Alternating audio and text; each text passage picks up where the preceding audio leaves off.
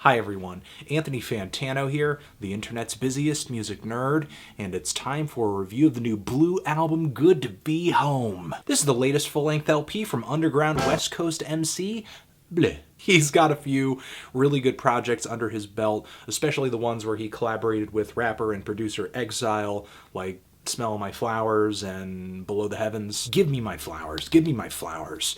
There was the LP he put out a handful of years ago, No York, which was a bit of a botched release from Warner Brothers Records when he signed with them. It's an LP that's decent. It's really trippy. It's West Coast. There's Flying Lotus production on this album. Blues bars and delivery are much more chill and toned down. Ever since that album, Blues output to me has been really hit or miss. With all these one-off solo projects that are maybe a little lo-fi or kind of demo quality, or collaborations that didn't really seem to escalate his name any further than it already had been escalated. I just feel like that a lot of his stuff lately hasn't really been that stunning or ambitious. So of course I was indescribably excited when I first heard that he's going to be coming out with a new LP right here, with one producer, working with one producer for the whole thing, meaning that possibly this record will be focused.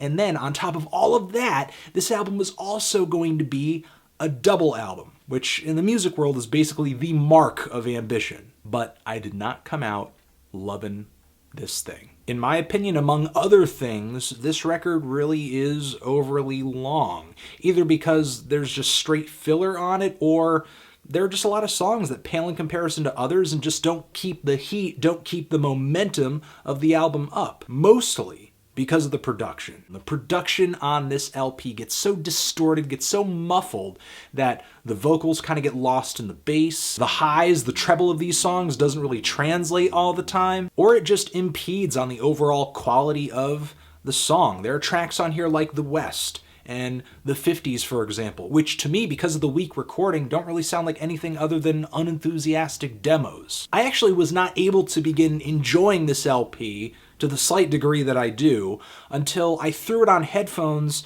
basically eliminating all the really bad bass mixing and mastering. Just really finding a way to make the flaws on this record less audible.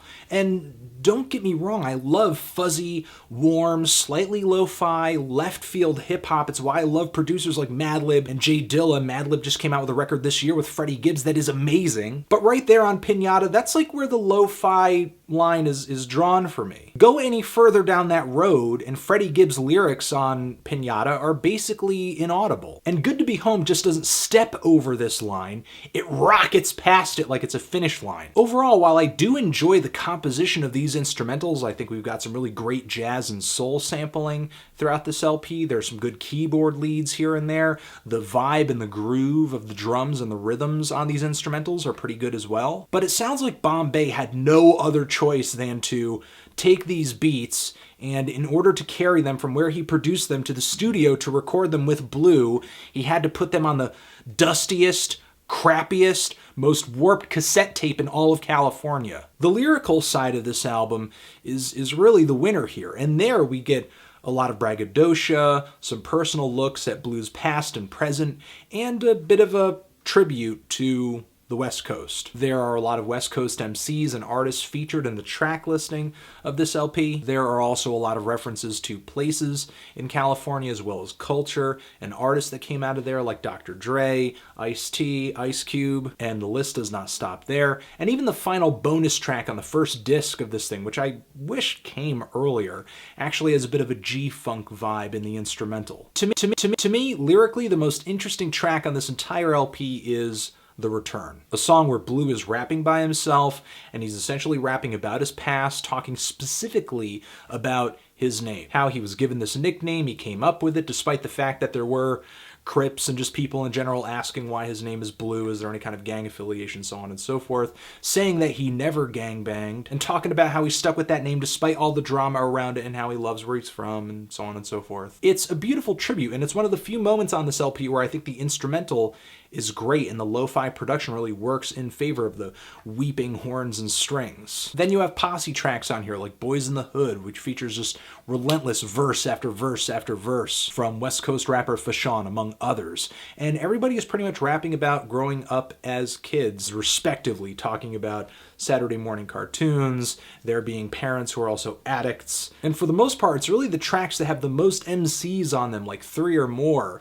that are consistently the most exciting. They're typically really no BS and just really get down to business. Plus, with people on here like Alchemist and Evidence and Prodigy, Pac Div's on here, Amani from Farside is on this record as well. This LP really is kind of bloated with features. I would actually say a lot of them sound kind of phoned in, but at least the feature list does give the listener quite a bit to look forward to. Not every verse is fire though. That Koss verse at the end of Whipped Cream is a complete mess. The second disc on this LP, the second half of this LP, is a little better. There are a few beats here and there that are clearer than others on the first disc, and I think this disc brings consistently more conceptual songs. Tracks like He-Man and Welfare and Rap Dope and Child Support, all really decent tracks. If you don't like this album thus far, stick around for the second disc. It definitely does pick up.